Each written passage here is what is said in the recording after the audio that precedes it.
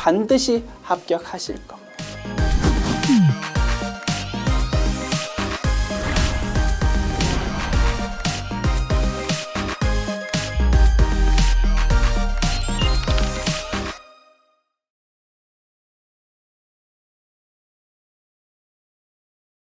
안녕하세요. 전산회계 1급 제102회 기출문제 이론편 보겠습니다.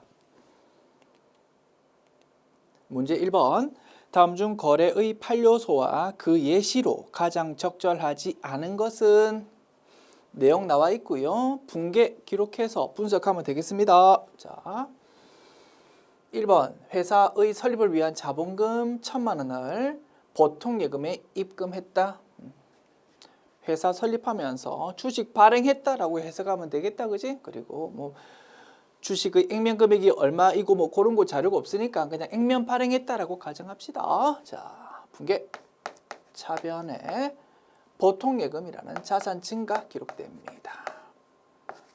대변에 자본금 계정 과목 기록합니다. 자, 거래 요소 결합관계 차변 자산 증가, 대변 자본 증가 맞습니다. 2번. 마스크 생산에 사용되는 원단 구입 대금 3천만 원을 현금으로 지급했다. 차변에 원재료 구입하는 거다, 그지? 원재료라는 자산 증가, 대변에 현금이라는 자산 감소. 자, 차변에 자산 증가, 대변에 자산 감소 맞습니다. 3번. 직원의 주택 구입 자금 1억 원을 보통예금에서 이체하여 대여했다. 우리 회사 직원한테 회사가 돈 빌려 주었습니다. 차변에 대여금이라는 자산 증가, 대변에 보통예금이라는 자산 감소. 이렇게 기록하겠습니다. 자, 차변에 자산 증가, 대변 자산의 감소인데 부채의 증가라고 했으니까 틀렸다, 그지? 3번이 정답 되겠습니다. 4번 확인합니다. 약속어음을 발행하여 외상 매입금을 지급했다. 우리 회사가 원재료를 외상으로 구입했습니다. 차변의 원재료, 대변의 외상 매입금 그렇게 회계 처리했었다 이겁니다. 그 대변의 외상 매입금을 이제 차변에 적어서 부채 감소 기록합니다. 외상 매입금이라는 부채 감소. 부채 감소하려면 돈 줘야 되는데 일반적으로 현금 또는 보통예금이라는 돈이 나가는데 지금 당장 돈이 없다 보니까 새롭게 약속어음을 발행했답니다. 그러면 지급어음이라는 새로운 이름의 부채가 증가할 수밖에 없는 거다, 그지? 그래서 차변에 부채의 감소, 대변에 새로운 이름의 부채의 증가 이렇게 분석됩니다. 됐지? 맞는 내용입니다. 그래서 정답은 3번 되겠다. 줍니다.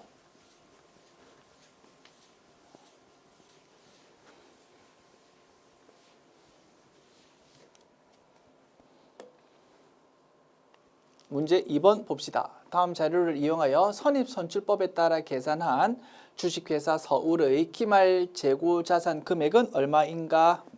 선입선출법을 물어보고 있습니다. 자, 상품 재고장, 상품에 대한 총계정 원장을 조금 더 자세하게 표시하는 거다라고 이해하면 되겠다, 그지? 그 서식을 작성해 볼게요. 자, 상품 자산입니다. 나의 자리 왼쪽, 기초금액 왼쪽에 적히고요. 증가 왼쪽, 감소 오른쪽, 기말 오른쪽에 적힙니다. 자, 기초금액은 제시되어 있지 않습니다. 0이다. 이번에 새롭게 구입한 게 200개입니다. 한 개당 200원 주었네요. 그러면 지급한 금액은 200 곱하기 200 해서 4만 원 되겠습니다. 그 다음에 150개를 팔아먹었습니다. 150개 팔아먹었고 한 개당 500원씩 받았답니다. 요 금액은 매출액이라는 금액이고요. 우리가 지금 구하려고 하는 내용하고는 관계없습니다. 자, 다시 100개를 추가 구입했습니다. 한 개당 이번에는 300원 주었습니다. 그러면 3만 원 돈 지출되었다, 그지? 이렇게 작성했고, 자 왼쪽으로 집계 되는 금액은 7만 원 되겠습니다. 이게 판매 가능 상품 금액이다, 그지? 기초재고 플러스 단기 매입액. 물론 이 회사는 기초 금액은 0이었어. 그리고 수량으로 따지면 300개입니다. 자 왼쪽 분석했고, 이제 오른쪽도 똑같다, 그지? 수량으로는 300개 되어야 되고 금액으로는 7만 원 되어야 됩니다. 자, 기초재고 플러스 단기 매입의 수량이 300개인데요. 150개가 팔렸습니다. 그러면 기말에 몇 개 남아 있습니까? 150개 남아 있어야 되겠지, 그지? 자, 그리고 금액으로 따지면 7만 원인데 요거를 요 두 녀석이 나누어 먹는다 이겁니다. 150개 팔린 부분에 대한 애당초 취득원가를 우리는 뭐라고 부른다고? 매출 원가라고 부릅니다. 매출 원가랑, 그리고 기말에 남아있는 150개의 단가, 그거 적용한 금액이 기말 재고 자산이다 이겁니다. 그래서 판매 가능 상품 금액 7만 원을 매출 원가와 기말 재고 자산이 두 녀석이 나누어 먹는 형태가 되는 거다. 자, 금액 구할 때 선입선출법이랍니다. 먼저 구입한 게 먼저 팔립니다. 그러면 150개 팔아먹은 거는 단가가 얼마짜리입니까? 맨 처음에 구입했던 요 단가 200원짜리다 이겁니다. 200원짜리 200개 구입한 것 중에서 150개를 팔아먹었다. 150개 곱하기 단가 200원 적용하면 얼마 계산됩니까? 150 곱하기 200, 3만 원 됩니다. 요게 매출 원가야. 그러면 기말 재고 자산은 뭐 계산 하나만 바로 구할 수 있겠다, 그지? 7만 원에서 3만 원 뺀 4만 원이 기말 재고 자산이 될 거다 이겁니다. 정답은 3번 되겠다. 됐지요? 참고로 150개가 4만 원이 이렇게 진짜 나오는지 한번 참고로 한번 확인해 봅니다. 자, 요 150개가 어떻게 구성되어 있습니까? 먼저 구입한 게 먼저 팔리니까 기말 재고 자산은 가장 최근에 구입한 따끈따끈한 물건이 남아 있는 거다, 그지? 가장 최근에 구입한 300원짜리가 남아 있는 겁니다. 300원짜리가 100개 남아 있고요. 나머지 50개는 그 바로 앞에 구입했던 거, 단가 200원짜리가 남아 있는 겁니다. 그지? 그래서 200원 곱하기 50개. 여기 보셔볼까? 200원짜리 50개 플러스 300원짜리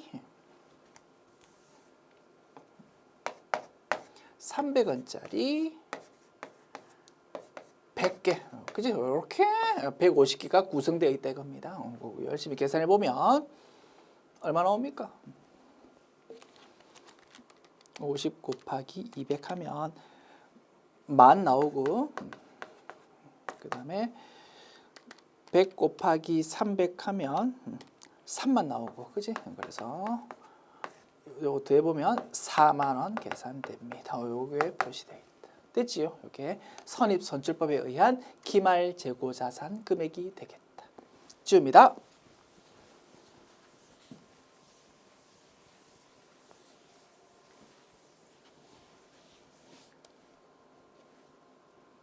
문제 3번. 다음 중 영업 외 비용으로 처리하는 계정 과목은, 자, 개발비는 무형자산이고요. 무형자산.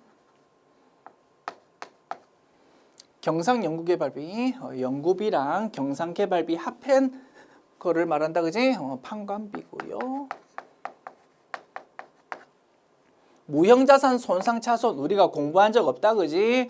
회계학이 워낙 방대하다 보니까 우리가 접하지 못했던 생소한 계정 과목이 등장할 수 있다 이겁니다. 괜찮다. 넘어가자. 우리가 알고 있는 내용만으로 열심히 답을 찾고 넘어가면 됩니다. 자, 송호품비는 판관비입니다. 그러면 영업의 비용에 해당하는 거 1, 2, 4에는 없다, 그지? 정답은 3번이 되겠습니다.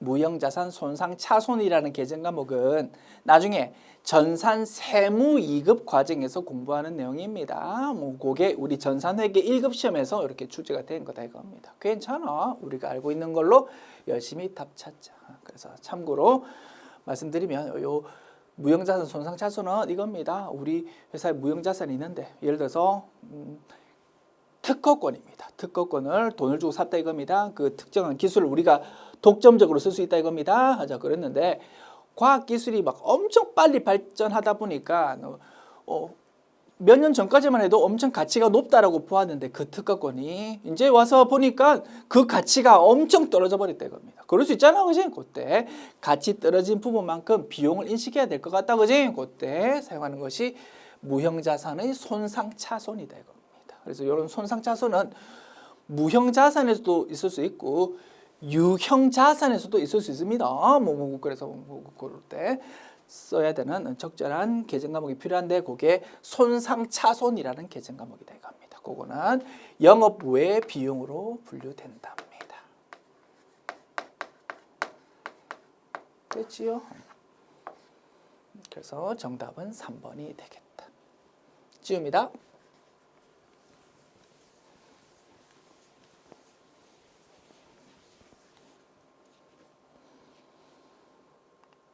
문제 4번. 다음 중 유형자산과 무형자산에 대한 설명으로 맞는 것은 1번. 유형자산은 모두 감가상각을 해야 된다. 틀렸다, 그지? 유형자산 중에서 토지 그리고 건설 중인 자산은 감가상각하지 않는다고 했습니다. 그 다음에 무형자산은 화폐성 자산이다. 이거 좀 어려운 용어다, 그지? 화폐성 자산. 자, 결론부터 말합니다. 틀린 내용입니다. 자, 화폐성 자산 굉장히 생소한 내용이다, 그지? 어떻게 하자고? 넘어가자고. 다음 지문으로 잠시 후에 설명드릴게요. 3번. 무형자산은 미래 경제적 효익이 없다. 틀렸다, 그지?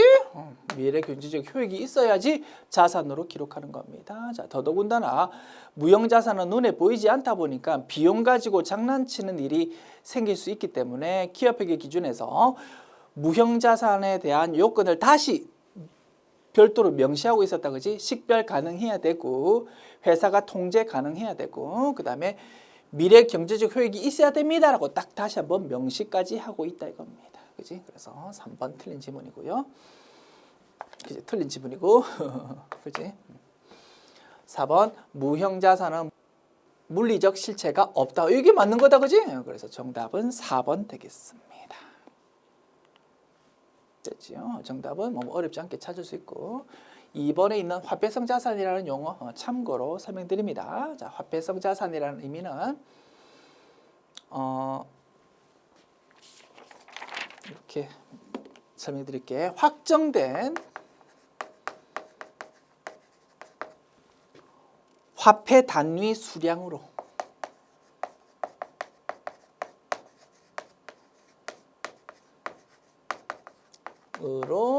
회수하는 회수할 수 있는 회수하는 자산을 말한답니다. 좀 이론적인 내용이다 보니까 뭐 좀 열심히 썼는데도 좀 와닿지 않는다, 그지? 이겁니다. 외상 매출금이 대표적인 화폐성 자산이다 이겁니다. 자, 우리가 100만 원짜리 물건을 외상으로 팔았습니다. 대변에 제품 매출 100만 원, 차변에 외상 매출금 100만 원 이렇게 회계처리 했을 겁니다. 돈을 한 달 있다 받기로 했습니다. 그럼 한 달 있다 우리 얼마 받습니까? 돈 100만 원이라는 확정된 화폐 단위 수량 1원이 100만 개 있어야 된다, 그지? 그러한 확정된 금액으로 돈 받을 거다 이겁니다. 그런 개념이 화폐성 자산이랍니다. 그런데 유형자산, 무형자산은 그런 성격이 아니고 비화폐성 자산이랍니다. 비화폐성 자산. 이 풀이로 해석하면 굉장히 어려워 보일 것 같지만 별거 아닙니다. 비화폐성 자산은 그냥 이런 의미입니다. 물건을 의미한다 이겁니다. 물건을 의미하는 거를 비화폐성 자산. 그리고 화폐성 자산은 물건이 아닌 거를 말하고 이론적으로 좀 뜯어보니까 이런 성격이 있다 이겁니다. 됐죠? 뭐 예를 들어서 우리 회사가 비품 에어컨을 샀다고 가정합니다. 에어컨은 확정된 요 화폐 단위 수량으로 회수하는 거가 아니다 이겁니다. 그지? 뭐 100만 원짜리 에어컨입니다. 오늘 100만 원 하지만 내일은 또 가격이 또 바뀔 수도 있고, 그지? 뭐 계속 가격이 바뀐다 이겁니다. 확정된 화폐 수량이 아니다라고 본다 이겁니다. 이론적으로. 그래서 그냥 비화폐성 자산이라고 하면 물건이다라고 생각하시면 되겠고, 무형 자산도 눈에 보이지는 않지만 이런 물건 개념이 된다 이겁니다. 일리 있습니까? 그래서 화폐성 자산이다라고 하면 틀렸고, 비화폐성 자산이다라고 해야 맞는 것이다. 그리고 조금만 더 부연 설명해 보면, 우리 달러로 표시되어 있는 화폐성 외화 자산에 대해서는 줄여서 외화, 그지? 화폐성, 여기 메모할까?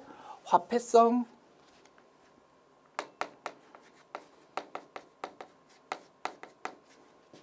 외화 자산 또는 화폐성 외화 부채, 그런 거에 대해서는 뭘 인식한다고 했습니까? 환율 변동분에 대해서 외화 환산 손익 또는 외환 차손익을 인식한다라고 우리 열심히 이론편에서 공부했습니다. 요거하고 연결시켜 보면 이겁니다. 뭐라고? 이론적으로 엄청 길게 썼지만 외상 매출금고로 이런 거다 이겁니다. 그런데 달러로 표시되어 있다 이겁니다. 미국에 100달러 수출했습니다. 그지? 그러면 외상 매출금 계정 항목이 이제 달러로 달러 곱하기 그 날짜의 환율로 이렇게 기록되었다 이겁니다. 그게 화폐성 외화 자산이다. 달러로 표시된 외상 매출금. 그지? 그런 거에 대해서는 환율이 변동하면 어떻게 한다고요? 우리는 외화 환산 손익 또는 외환 차손익을 이렇게 인식할 수밖에 없다 이겁니다. 왜 그렇다고요? 100달러라는 1달러가 100개, 그지? 그러한 확정된 화폐 단위 수량으로 딱 정해져 있는 그런 자산이기 때문에 환율 변동분에 대해서 우리는 수익 비용을 인식할 수밖에 없었다 이겁니다. 일리 있습니까? 좀 어려운 개념이지만 한번 우리가 알고 있는 개념하고 한번 연결시켜 보았습니다. 화폐성, 비화폐성. 그래서 비화폐성은 그냥 물건을 의미하는구나. 됐지요? 자, 정답은 뭐 어렵지 않게 찾았고, 요 용어 조금 자세하게 뜯어보았습니다. 지웁니다.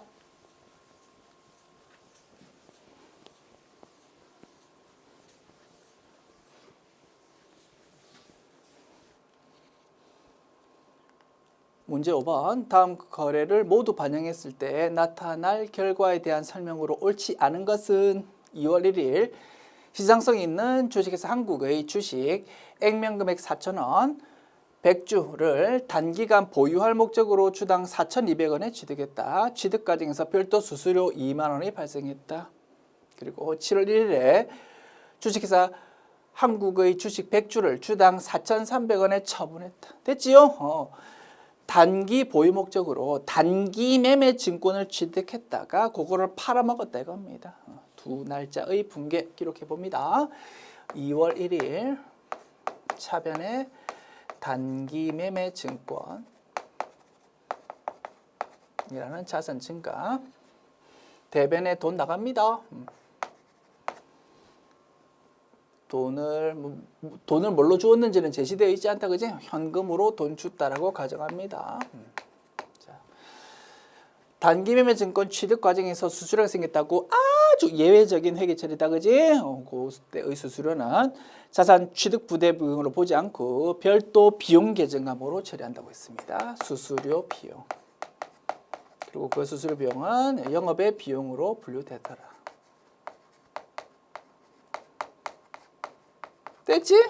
자, 주식을 사면 액면에 뭔가 금액 적혀 있습니다. 주식에 적혀 있는 액면 금액이랑 그 주식의 시장 금액이랑 전혀 다르다 이겁니다. 그지? 그래서 이 문제에서 액면 금액은 우리를 현혹시키기 위한 정보일 뿐이고요. 우리가 필요한 거는 주식을 얼마 주고 샀는지 4,200원 요거 가지고 회계 처리하는 겁니다. 4,200원 곱하기 100주 4,200 곱하기 100주 42만 원.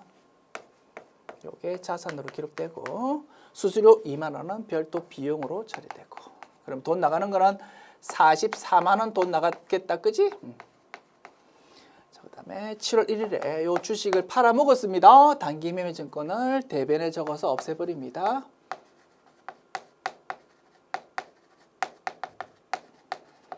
42만 원을 없애버린다.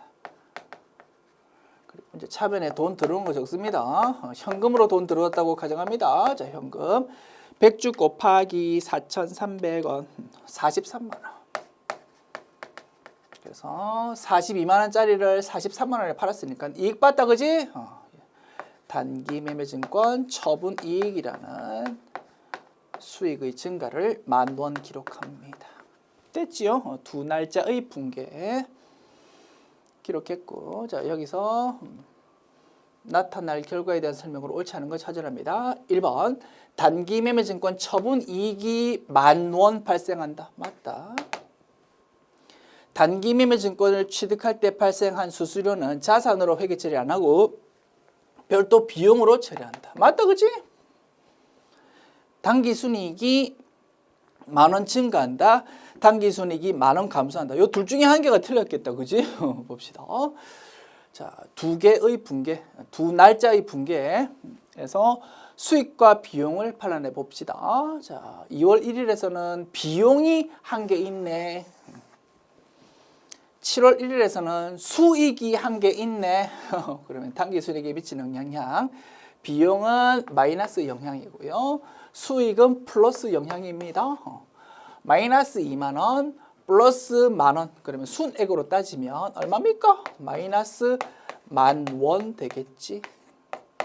됐지요. 정답은 그러면 단기 순이익이 10,000원 감소한다. 요게 맞는 거다, 그지? 그러면 틀린 거는 3번이 되겠습니다. 정답은 3번. 됐지요? 지웁니다.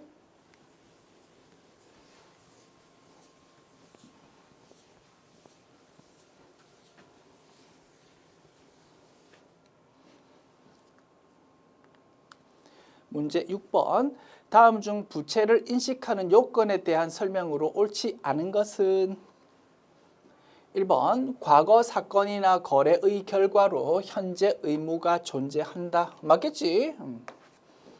부채 인식 요건 중에서 틀린 거를 찾으랍니다. 2번 당해 의무를 이행하기 위해서 자원이 유출될 가능성이 매우 높다. 그렇겠지. 빚이 있으면 그 빚 갚으려면 돈 나가야 된다. 3번 당해 의무 이행에 사용되는 금액을 신뢰성 있게 추정할 수 있다. 그지? 돈 얼마 나갈 건지를 우리가 알고 있어야 된다, 그지? 그래서 요 세 가지 요건 충족하면은 부채다 이겁니다. 이런 거 우리 이론편에서 어디서 공부했습니까? 충당 부채라는 거 공부할 때 이런 내용 확인했었다, 그지? 그지? 충당 부채 의미 뭡니까? 뭔가 불확실성이 좀 있습니다. 금액 또는 시기에 대한 불확실성이 조금 있긴 있지만 이런 요건 충족한다면 과감하게 장부에 부채로 그냥 기록해버린다 이겁니다. 재무상태표에 부채로 기록할 수 있다라는 것이 충당 부채였고, 그제 그 요건입니다. 그래서 이런 요건 충족하려면 불확실성이 있더라도 재무상태표에 부채로 그냥 딱 기록해버릴 수 있는 거다 이겁니다. 그럼 1, 2, 3번이 맞으니까 뭐 정답은 틀린 거는 4번이 되겠다, 그지? 정답은 4번 되겠고, 됐지요? 읽어라 봅니다. 우발 부채는 부채로 인식하지 않아 의무를 이행하기 위해서 자원이 유출될 가능성이 높은 경우에도 주석으로 기재하지 않는다라고 했는데요. 틀린 내용이다 이겁니다. 다만 우발 부채라는 내용은 우리가 공부한 적이 없다, 그지? 미안합니다. 이 내용도 전산 세무 2급에서 공부하는 내용입니다. 우리 출제범위 벗어난 내용이 지문으로 등장했다 이겁니다. 괜찮다. 당황할 필요 없고 우리가 알고 있는 내용으로 열심히 답 찾으면 된다. 참고로 문제 출제되었으니까 소개는 해드립니다. 가볍게 들어보십시오. 우발 부채라는 것은 부채 성격이 있고 뭔가 불확실성이 있는데 충당 부채의 요 요건은 충족을 못한다 이겁니다. 그러면 이름은 좀 다르게 불러야 되겠다, 그지? 뭐라고? 우발 부채라고 부른다. 그러면 충당 부채 요건 충족 못하니까 부채로는 기록할 수 없어. 재무상태표에 부채로는 인식할 수 없는 거야. 그런데 가만히 있으면 안 되고 이 내용을 주석에는 기재하자 이겁니다. 주석을 통해서 우리가 이 내용에 대해서 재무상태표에 부채로는 기록 안 했지만 뭔가 불확실성이 있어가지고 자칫하면 우리 회사가 조금 손해볼 일도 있는 것 같습니다 라는 내용을 주석에다가 기재를 해야 정보 이용자들한테 유용할 수 있다 이겁니다. 왜? 앞으로 자칫하면 우리 회사에서 돈이 나가는 손해가 생길 수 있으니까 그런 거를 좀 미리 알고 있어야 될 것 같다 이겁니다. 정보 이용자들이 의사결정 잘 하려면. 일리 있습니까? 그래서 우리 기업회계 기준에서는 우발 부채는 즉 요건 충족 못하는 뭔가 좀 불확실성 있는 그런 상황에 대해서는 부채로는 기록 안 하더라도 가능성이 조금 어느 정도 높다면, 그러니까 가능성이 아주 낮지만 않다면, 어느 정도 가능성이 있는 상태라면 반드시 그거를 주석으로 기재하십시오라고 기업회계 기준에서 규정하고 있다 이겁니다. 일리 있습니까? 그런데 4번 지문에서는 가능성이 높은 경우에도 주석으로 기재할 필요 없다라고 했으니까 이게 틀린 지문이 되겠다. 됐지요? 그렇게 가볍게 한번 들어두시면 좋을 것 같습니다. 지웁니다. 문제 7번. 재무상태표의 기본 요소 중 하나인 자본에 대한 설명으로 잘못된 것은 읽어봅니다. 자본에 대한 거 설명인데 틀린 거 찾으랍니다. 1번 자본이란 기업 실체의 자산에 대한 소유주의 잔여 청구권이다. 맞다 그지? 자본의 또 다른 이름 잔여 청구권 됐습니다. 2번 배당금 수령이나 청산 시에 주주 간의 권리가 상이한 경우 주주 지분을 구분 표시할 수 있다. 그렇겠지.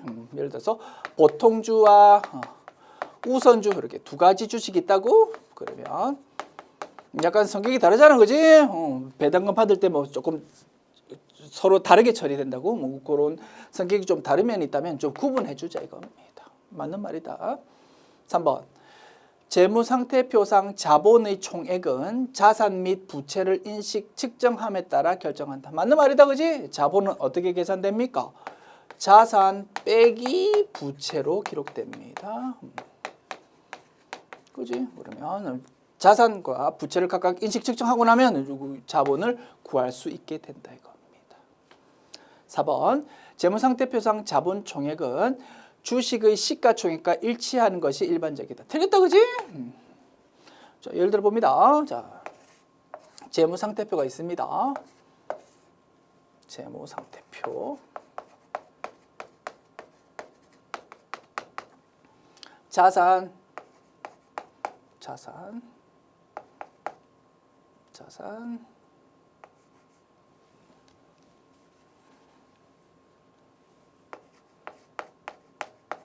1,000만 원.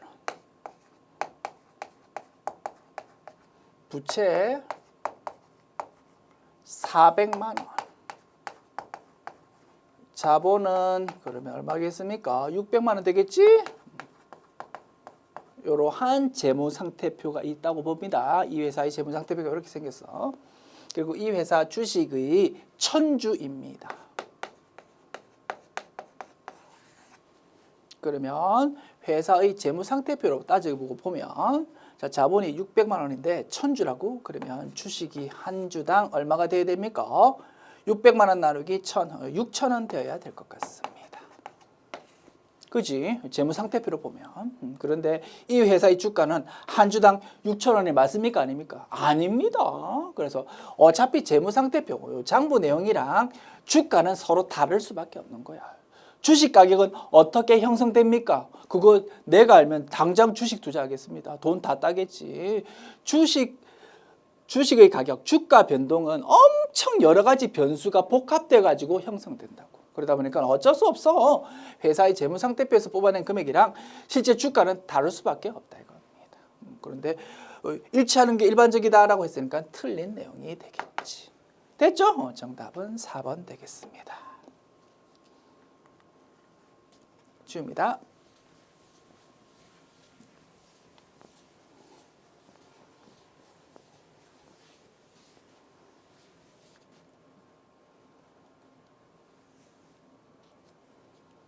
문제 8번.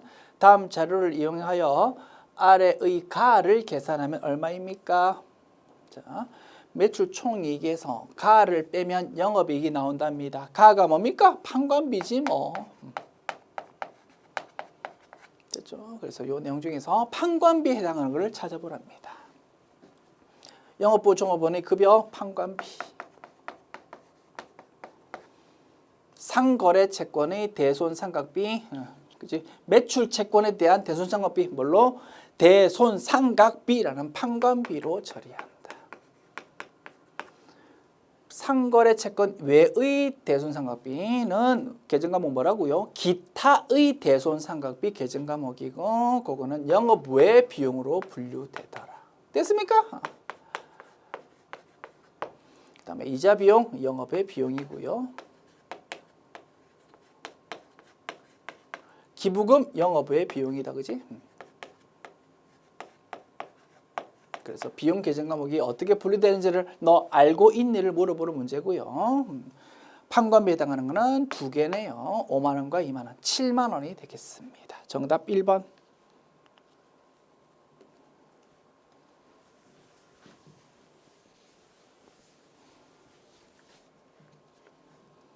문제 9번 봅시다. 다음 중 제조기업의 원가 계산 산식으로 가장 옳은 것은 맞는 것 찾는 문제입니다.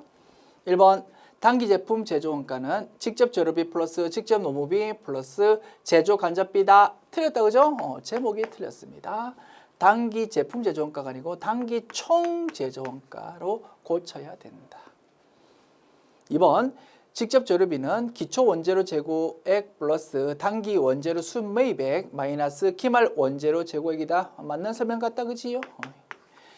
그 다음 3번 단기 총 제조원가는 기초 제공품 재고액 플러스 단기 총 제조원가 마이너스 기말 제공품 재고액을 말한다. 틀렸다, 그죠? 제목이 틀렸습니다. 단기 총 제조원가가 아니고 단기 제품 제조원가라고 제목이 고쳐져야 된다. 4번 매출원가는 기초제품 재고액 마이너스 단기 제품 제조원가 플러스 기말 제품 재고액이다. 틀렸다, 그죠? 부호가 틀렸습니다. 기초제품 플러스 단기 제품 제조원가 마이너스 기말 제품 재고액 그렇게 고쳐져야 될 겁니다. 됐지요? 정답은 2번 되겠고 다만 직접 재료비이든 간접 재료비이든 구하는 공식은 똑같다, 그지? 이렇게 구하는 겁니다. 그래서 이 상태로도 정답 찾을 수는 있겠지만 앞에 있는 직접이라는 단어가 없으면 조금 더 좋을 것 같다 이겁니다. 그래서 우리 교재 수록할 때는 직접 재료비를 재료비라고 이렇게 고쳐서 수록하도록 하겠습니다. 됐죠? 정답은 2번. 지웁니다.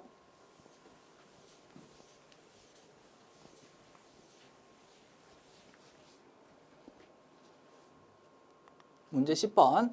다음 중 개별 원가 계산과 종합 원가 계산의 비교 내용으로 잘못된 것은 1번 종합 원가 계산은 소품종 대량 생산의 경우에 주로 사용된다. 맞다, 그지? 2번 종합 원가 계산은 원가를 제조 공정별로 프로세스별로 집계한다. 맞다, 그지? 프로세스별로 집계한다.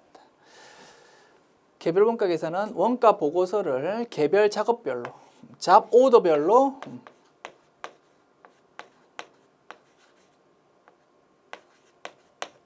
작성한다. 그지? 1, 2, 3번 맞으니까 4번이 틀렸겠네. 정답 4번. 개별 원가 계산에 사용되는 산업은 정유업, 화학업, 제지업 등이 대표적이다. 정유업, 화학업 이런 거 파이프라인 타고 쭉 생산된다, 그지? 이런 거는 개별 원가가 아니고 종합 원가 계산에 적합한 업종이라고 했습니다. 정답은 4번 줍니다.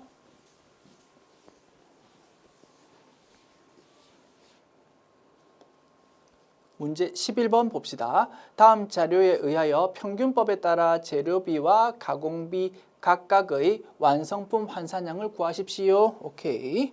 자, 평균법입니다. 자, 그림이다. 제공품에 대한 물량 흐름 파악하자. 자산입니다. 나의 자리 왼쪽, 기초 왼쪽, 증가 왼쪽, 감소 오른쪽, 기말 오른쪽에 적힙니다. 자, 물량을 적습니다. 자, 기초 100개고요. 착수가 400개. 그래서 500개 왼쪽 집게 오른쪽 완성된 것이 300개 기말 제공품이 200개입니다. 그래서 토탈 500개 기말 제공품 완성도는 50%입니다. 기초 제공품의 완성도가 있지만 평균법에서는 기초 제공품의 완성도는 무시한다 그지? 올해에 새롭게 전부 다 출발한다라고 본다 이겁니다. 자, 파이프라인 그립니다. 300개는 올해 전부 새로 출발해서 완성돼 버린 거고 200개는 처음부터 출발해서 50%에서 멈추었습니다. 됐지? 재료비와 가공비, 완성품 환산량 구해봅니다. 300개는 묻지도 따지지도 않고 그대로 적어주면 되고요. 자, 기말 제공품에 대해서 파악합니다. 자, 재료비는 공정 초기에 몰빵으로 투입된다, 그지?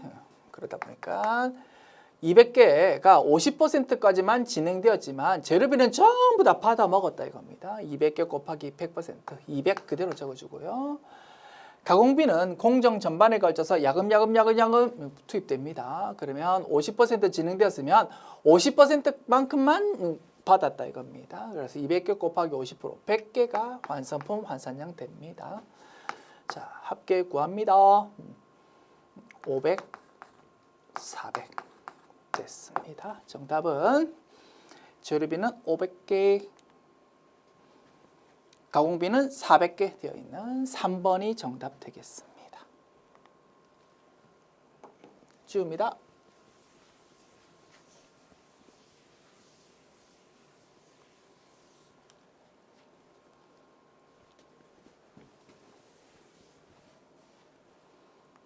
문제 12번. 다음 중 보조 부문의 원가를 배부하는 방법에 대한 설명으로 옳지 않은 것은 틀린 걸 찾습니다. 1번 상호 배분법은 보조 부문 상호 간의 용역 제공 관계를 완전히 고려하여 배부함으로 맞죠? 앞부분은 맞습니다. 자, 뒷부분이 틀렸네요. 사전에 배부 금액을 결정하는 방법이다. 사전에 배부 금액을 결정한다. 뭐 요거는 예정 배부율을 사용해서 예정 배부한다라는 의미다. 그지? 그거랑 상호 배분법하고 이렇게 연결할 시킬 수는 없다 이겁니다. 그래서 뒷부분 때문에 틀린 내용이고요. 어설픈 지문이 있다. 그지? 뭔가 뭐 확실하게 뭐 이게 틀렸다라는 거 판단하기가 조금 애매합니다. 2, 3, 4 지문 확인해서 이게 확실히 정답이구나라는 거를 다시 한번 확인하도록 합시다. 2번 단계 배분법은 보조 부문 상호 간의 용역 제공 관계에 대해 우선순위를 정하고 배부하는 것이다. 맞지? 3번 직접 배분법은 보조 부문 상호 간의 용역 제공 관계를 무시하고 배부하는 방법이다. 그렇지? 4번 원가 계산의 정확성은 상호 배분법이 제일 높고 그 다음 단계 배분법, 그 다음에 직접 배분법 순서다. 맞다 그지? 그래서 2, 3, 4 확실히 맞는 지문이니까 1번이 틀린 것이구나 라고 우리가 판단할 수 있는 겁니다. 뒷부분 때문에 틀린 것이다. 됐습니다. 정답 1번 줍니다.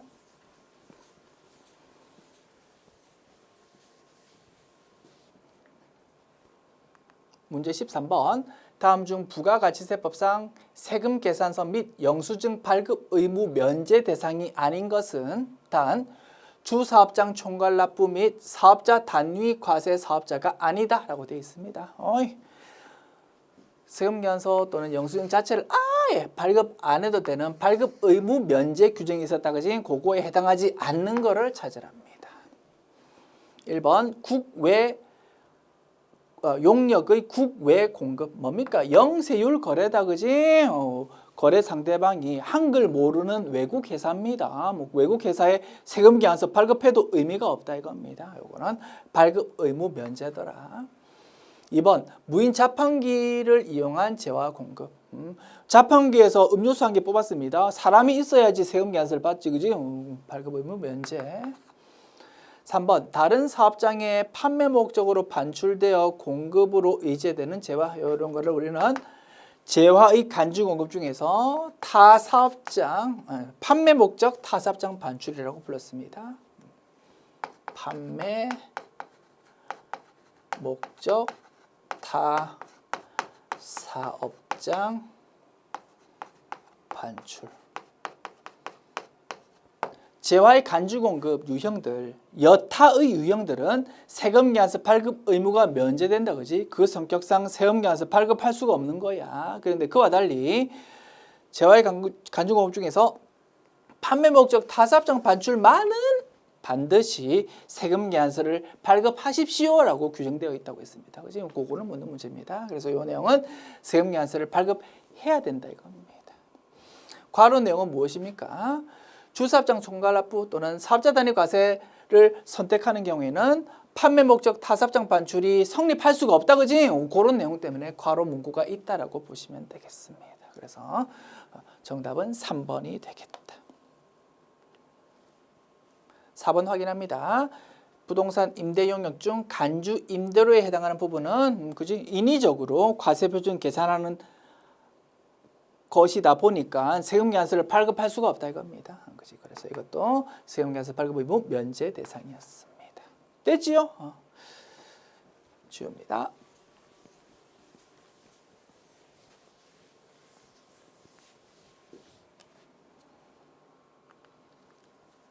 문제 14번. 다음 중 부가가치세법상 세금계산서의 필요적 기재사항에 해당하는 것. 단골맨이다, 그지? 필요적 기재사항 4가지였습니다.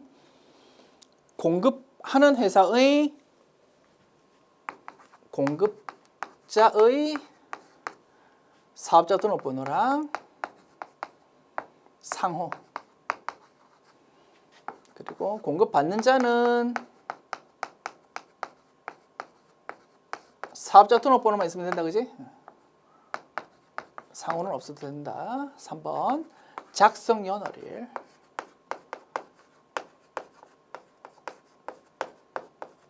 4번 금액이지 뭐. 공급가액과 부가가치세. 그 금액을 적어야 되겠다. 이렇게 4가지가 필요적 기재사항입니다. 해당하는 걸 찾읍시다. 공급 연월일은 아니다, 그지? 이거는 임의적 기재사항이고 작성 연월일이 필요적 기재사항이다.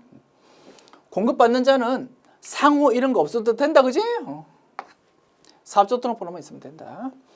품목 이런 거는 임의적 기재사항. 공급받는 자의 사업자 등록번호 이거는 있어야 된다 이겁니다. 그지? 정답은 4번. 지웁니다.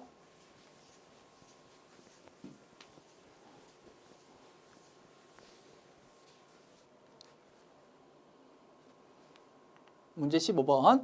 다음 중 부가가치세법상 면세되는 용역이 아닌 것은 면세가 아닌 것을 찾으랍니다. 과세 찾으라는 겁니다. 1번 은행법에 따른 은행 업무 및 금융 용역, 그지? 금융보험 용역 면세입니다. 2번 주무관청의 허가 또는 인가 등을 받은 교육 용역 학원입니다. 면세입니다.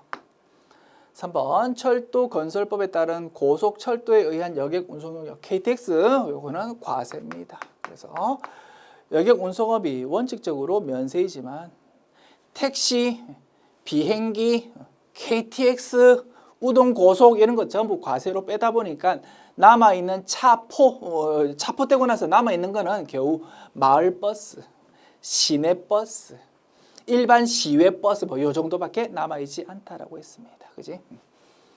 4번 주택 임대용역, 그지? 요거는 면세였습니다. 그지?